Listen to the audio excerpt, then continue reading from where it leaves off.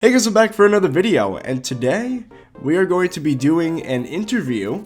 This is the first time I've done one of these with Jim from Stolendale. Hello, Jim. Hi, hello. So, it was actually his idea to do this, and I really like this topic. Today we're going to be talking about how people will be conducting business through Hytale. So, Yeah.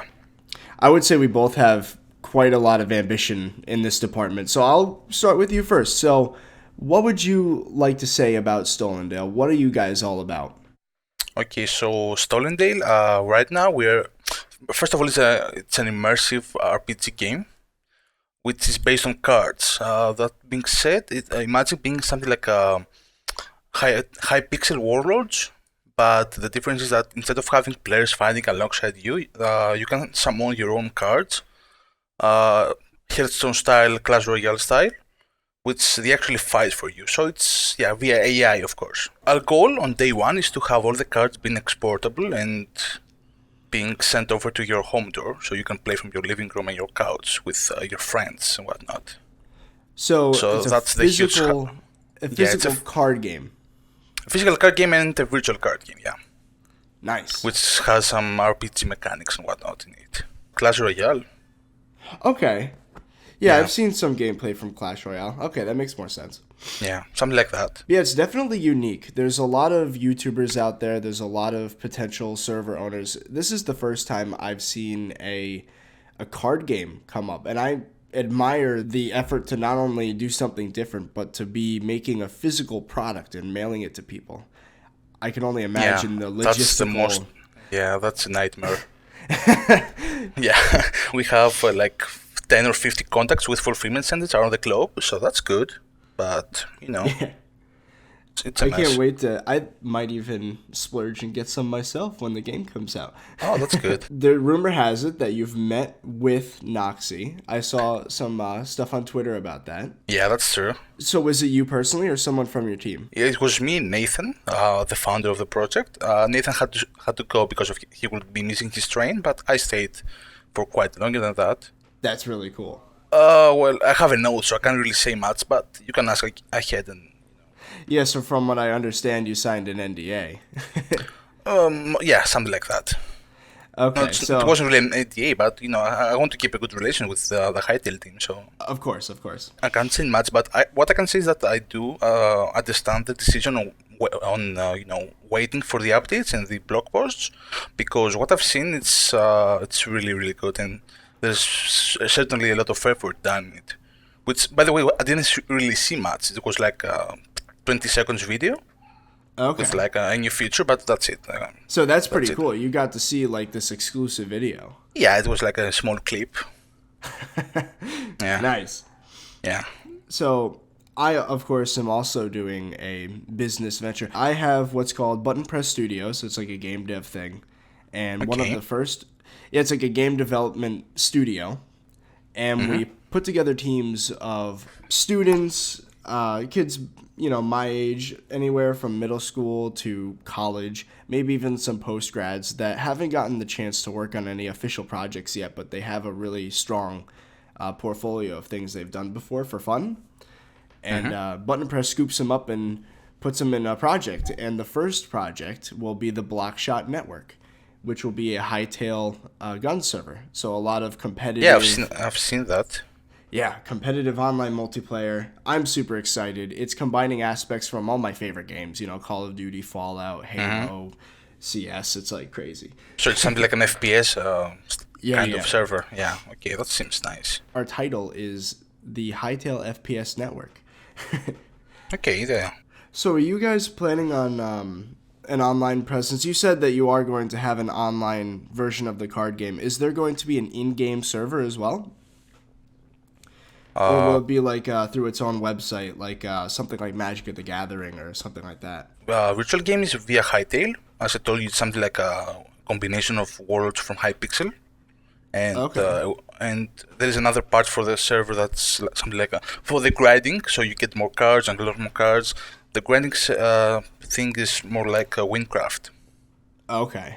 I've so heard you get a lot to fight of good mobs. things. Yeah, you get to fight mobs, dungeons, everything. Cool. Yeah. So there's a lot of like actual in-game stuff as well as the cards. Yeah, I mean the actual we're focusing right now on the lore and the concepting of for each card and for each season because we're going to split that on seasons. Each season will be giving out like 30 to 40 new cards, and yeah, that would be great. Yeah, the physical game is something like a board game. We're not Okay. sure of how we will be doing that yet, but we have some plans for that as well. But It's definitely interesting. I've never seen anyone do this, even in Minecraft, and that's been around for almost a decade at this point. So it's like yeah, seeing this all planned before Hytale even comes out. It's really cool.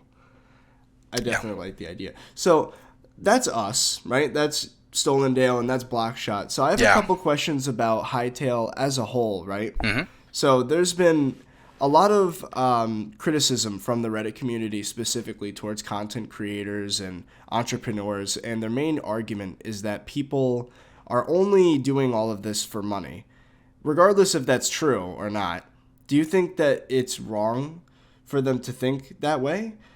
Do you think that as long as a good product is made, that it doesn't necessarily matter if money is the end goal? With well, something like, for example, what you're doing or what I'm doing. as long as everything is clear, like either from tax perspective and from the actual competition for with each other server, there's like no scandals per se or drama. I think that's pretty good. Money is of course something that we need, every project needs because developers costs, graphics costs. I mean, we can't really be paying out of our pocket. Yeah. From the old ages of like Roblox, Garage Mode, which are the sandbox games that really revolutionized the sector of gig, which is like game is at the game. People have used various other sandbox games to create their own dream project. So that you know what, and having a dream project and having zero to no knowledge to a little knowledge for programming and art concepting and whatnot, that's really hard. And of course this is the marketing side of things, but we'll speak about that in a minute. Having a sandbox game that gives you like tools such as Hytale, that's pretty good for everyone. So it really saves you the hassle of going over and learning like a game engine, for instance, Unreal, or Yeah. So, I mean, your general consensus is that as long as, you're not trying to scam anybody, you're not trying to, like, launder money or something, if you're providing a real service and you're having something out there that people are having fun, playing with, whether it be a game or a service, that it's good. Okay, cool. That's the same stance that I have, is that even if, I mean, there's nothing wrong with wanting to make money, I think. As long as you do the right thing and don't try to nickel and dime people and microtransactions and all that craziness. Yeah. No. You know what? So far, we have spent more than 500 hours for the Stolendale project, so we have to somewhat get something from that. Wow, 5,000 you said? 500. 500. Okay, I was about to say 5,000. Jeez. Yeah, I'm in a similar state right now with Button Press. Actually, I would say I'm about $1,000 in. So at some I can't really speak about the economical stuff here, but Yeah, I mean most of it's legal stuff. It's starting the LLC. It's of course copyright. I'm talking about work hours right here, 500 plus work hours. Okay, work. I mean hours. the funding is way beyond that because you have the traveling, you have the city tours. It's 50 cities around the globe.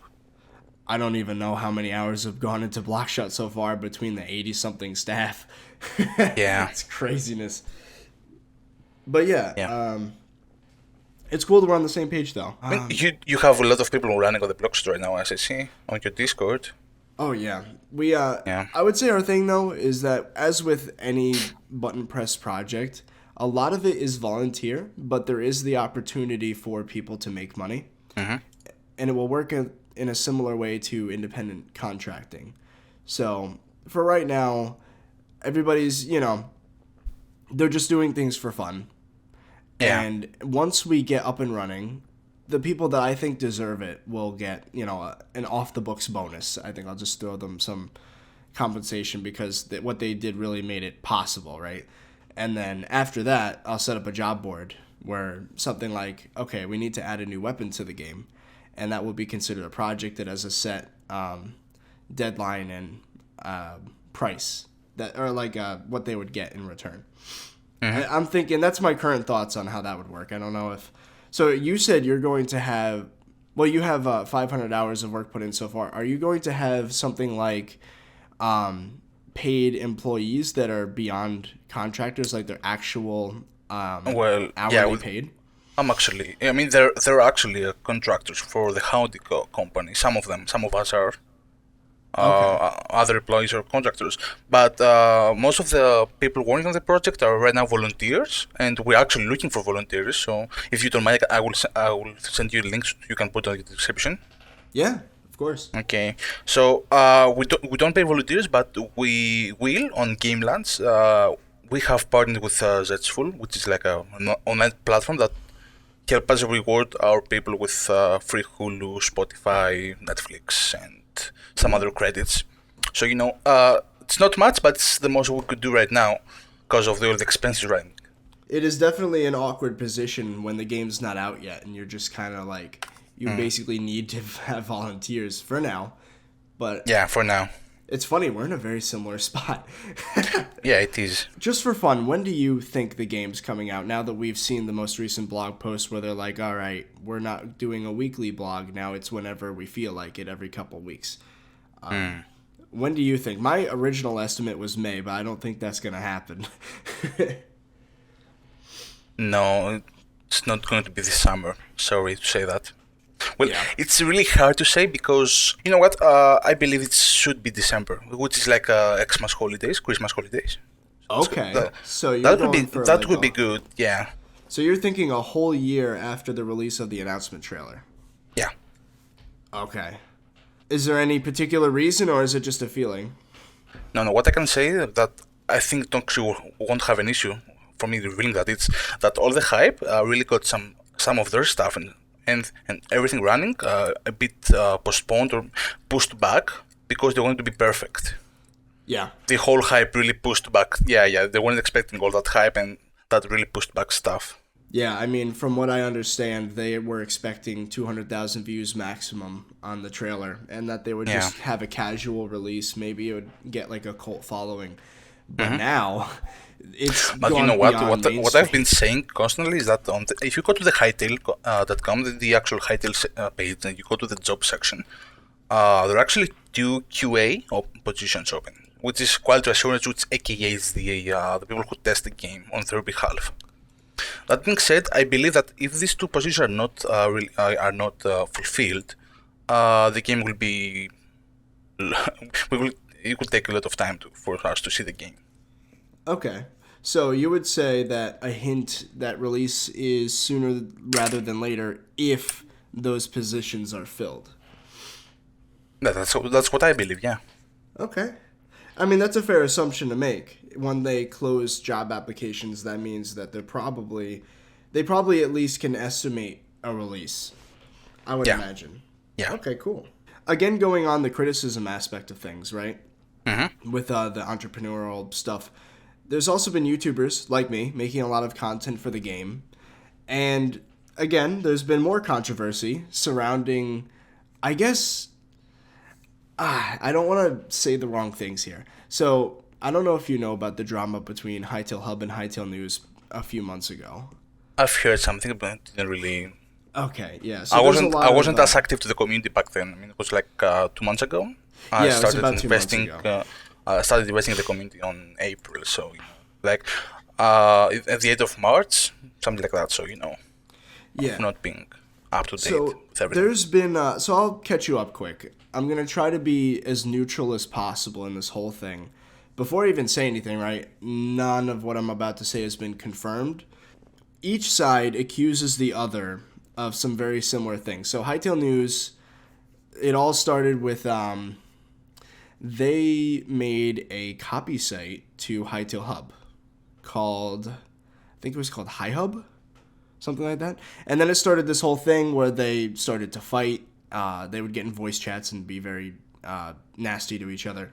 And at some point, allegations came around that the people from Hytale Hub were taking domains from people, for example, High Trade. And they've also been scooping up a lot of domains. This is confirmed. They've been scooping up almost 50 domains related to Hytale. For example, there's, of course, Hytale Hub, and then there's Hytale Names, which they intend to use as a name search thing. Hytale Yeah. Maps. And there's a few others that are very obscure. But they have a lot. And people are concerned that these people don't deserve to have the power that they do because I don't know if you know this, but Hytale News actually got featured on YouTube as a creator on the rise for gaming. Mm-hmm. So they got a lot of publicity, many hundreds of thousands of views, and they're at about 20,000 subscribers right now. And Hytale Hub, with all of the websites they have almost, I think it's something like 10 to 15 websites right now that all promise some very they promise services for players like server hosting and whatnot. And people's concerns is that they are not the most trustworthy people. So I've heard cases on both of these communities for kicking out members without warning, for there's been DDoSing allegations, there's been domain stealing allegations, social engineering to take accounts from each other. For example, the Hytale News account got taken over around that time. Again, it's not confirmed that it was Hytale Hub, but it's assumed by a lot of people. So I guess the question here is, do you think that these organizations, if they do, because not a lot of people are going to remember this controversy when the game finally does come out, do you think that the player base should be worried about something like Hytale Hub or Hytale News misleading people or scamming people or anything like that? Well, I'd rather stay out of this, but what I can confirm is that both Hytale Hub and Hytale News have invested a lot. I mean, first of all, Hytale Hub and Pearson, I think, Pearson, has invested a lot into this. Yes. And I believe that both of them found their own opportunity to make something from scratch, be the pioneers of the sector and the industry of Hytale. Something fall, I think. Yeah, I dropped the remote. Yeah, okay. I get it. Okay, awesome. Yeah, so, I mean, I have to say, right, I love the idea. I think Hytale News, in particular, right, it would be a great resource for updates, for community updates. Maybe a new YouTube channel is blowing up. Maybe a new game mode came out on a popular server. I think they could do a lot of good for the community. Same thing goes for Hytale Hub. I would love I think that Hytale Hub is trying to compete with MC Market, but as far as I know, Minecraft people don't want to come over to Hytale just yet. Yeah, I mean, and that's good for us, the Hytale people, but Yeah. I mean, I came from the Minecraft community myself, and I'm jumping into all this. But I would like to clarify, right? Even though there is a lot, I know almost too much about both of these communities. But I guess to finish off what I was saying earlier, the Hytale Hub, I think they have a lot of potential as well. I would love both of them have. They both have great potential. I would just, like with the websites especially, I would love if there was a Spigot MC styled community where you can exchange server plugins. I would love if it was connected with a system that lets you share maps and mods, like a workshop. And I think it could really benefit the community. But my biggest concern with both of them is that their leadership might be corrupt. And I know they're going to be watching this. And I guess my best advice to them would be to be very transparent with the community. And discreet, to be honest. Discreet with each other. And be democratic. I think. That's a better word. Not to toot my own horn, but the Blockshot Network's got the council. There's about 10 members, and we vote on decisions, and we, make decisions that way. Feedback, yes. Community feedback, yes. Community, I don't know. Concerns, yes. They should be open to that. They should be open to listening to the community, but they shouldn't discuss their decisions with the community members. Because, of course, it's a company, after all. So there's several stuff running behind the curtains, and for any company, I don't think anyone would want to reveal their secrets, and no, not really secrets in a bad manner, but their corporate stuff like assets and whatnot. Yeah, Even the that decisions, is fair. because if one of them, let's say that Hytale News has something new, and I don't know, if that gets discussed on the public chat, we don't know who else can copy it and who else can make it better. Yeah, I agree. Yeah. So, I mean, on a basic level, some decisions that are, they don't reveal anything, maybe a directional type thing. It's like, should we add this service or should we do this? Maybe it would be good to ask for advice from the community, but something like involving sensitive data, then yeah, it makes sense to keep it Yeah. within the. So, yeah, I would say. As I said, I have nothing against these communities. I know a lot of their backstory, good and bad. I just hope that in the end they are good. Same. So I guess my final question, Yeah. there's a lot of people out there that are doing similar things to follow in the footsteps of Hytale Hub, Hytale News, Stolendale, maybe even me or Blackshot. There's some that are, not the biggest right now, but they're starting to gain a following. For example, Highcast, there's Horizon, everything Hytale. What would be your advice, like how to avoid jumping the gun with a bunch of these services? Like how would you avoid, like if someone has this idea to do something, for example, I mean, there was that one time that Noxy felt bad for people that made server listing websites because it turns out it's going to be in the game. So those people jump the gun because I feel like they put all this time and energy into something that's not needed. Yeah. So how would you think the community can avoid that? So for ambitious viewers, I guess, I mean, that's what we're facing right now. We surely have people who are ambitious for one of their dream project or like something like a dream game which they can't make, as I said previously. What they should do? Start getting a community. Okay. There are many servers that do everyone for everyone, which we're against that. Stolendale is against it, but it's a great way to start promoting your own small project and server. Of course, you should be able to listen to the community, Yeah. and that's exactly what any community wants from their leaders, aka the owners of the set server. Get in touch with everyone, share a couple of stuff, ask for opinions, and generally be talkative because if it's dead sad, no one will care about your project until there's something major coming up. Yeah. So what I suggest is just be talkative with start off with a few friends, then go ahead, make a couple of graphics, do some concepting, share it with closed circuit, share it and start slowly. Because as I said, I believe that game will be after summer. I hope it's not, but I somehow and somewhat hope it is after summer. So we have a lot of time to prepare for the releases, because no matter what, it's gonna take some time for everything. Yeah. Well, thanks for your time. It's been a fun interview. Yeah, it's been nice. Yeah, Thanks for for those having of me. you, for those of you listening or watching, depending on how I do this, Stolendale's information will be in the description down below. If you'd like to check them out, they have a Discord, and do you guys have a website? Yeah, we do. And I'll leave a link to the website as well. Thank you. But yeah, that was the Hytale entrepreneurial business talk. And I think there's a lot of potential out there for not only people to have fun, but for a lot of people's futures to be made through this game. And I'm really excited to see how it goes. We should do another one later once we have more information about Hytale.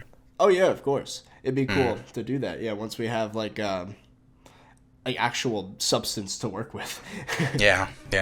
I mean, we do have something, but it's not much. Yeah. Well, anyway, I guess that's it. So, Yep. we hope you guys enjoyed, and we'll see you guys later.